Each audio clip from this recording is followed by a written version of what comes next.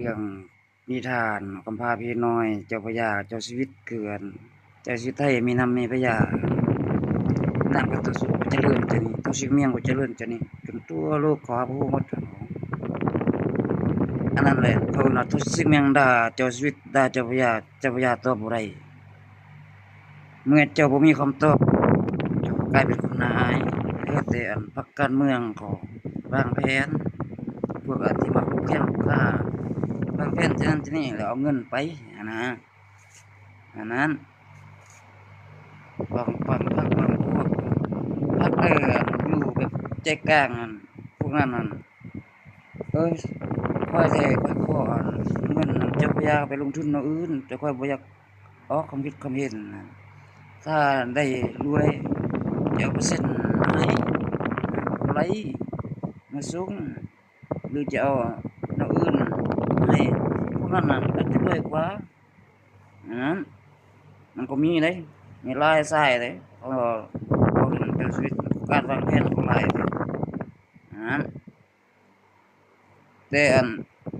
คันเจ้าพระยาของแนะนำเจ้าชีวิตนี่ออกมาปะทะกับเฮาโดยกงบางเทื่อเจ้าเป็นผู้ใหญ่เจ้าเว้าผิดคำหนึ่งนี่ต่ำเขาหมดเจ้ามีการวางแผนการเสื่อมตัวไปอันนั้นเจ้าจะมักก็แบบเอาคำเว้าด่าบางเทื่อน่ะด่าเฮาบ่แม่นด่าแต่เฮาน่ะว่าด่าคำว่าตกใส่ผู้ใหญ่วันนี้เขาหุ้มเจ้าไปหัวปักหัวปิ่นอันนั้นเขาจะมาให้เดือน6ทุกคนว่าเจ้าผิดนะแสดงว่าเจ้าได้แต่เที่ยงนากับนากับให้เจ้าทางปีนี้เราอ้อมว่าเจ้าต้องไปนาติ๊กๆแหมอันนั้นเฮาจะอยู่บ้านเฮ็ดไร่เฮ็ดนาก่อนเฮ็ดแท้ๆนี่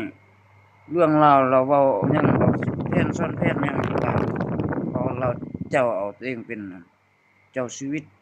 เป็นเสือเจ้าใหญ่กันรุ่นใหญ่แบบตั้งแบบว่าเจ้าชีวิตปากแบงเจ้าชีวิตมุกโรงนั่นเราจะเอามาเผาพระยาบ้านเอาผ้าเอาแก้นก็ไม่มีแต่น้ำเฝ้าลำเผารวยอันไหนก็วันเขาจะเอาเงินของเราอยู่บ้านที่บ้านแม่งเจ้าจิมัดตัวจนจะได้ค่ายเฮือนแถวเมืองซ้อนแม่งบ่ยาเพี้ยนจนเพี้ยนบ่ได้ฮู้แม่ง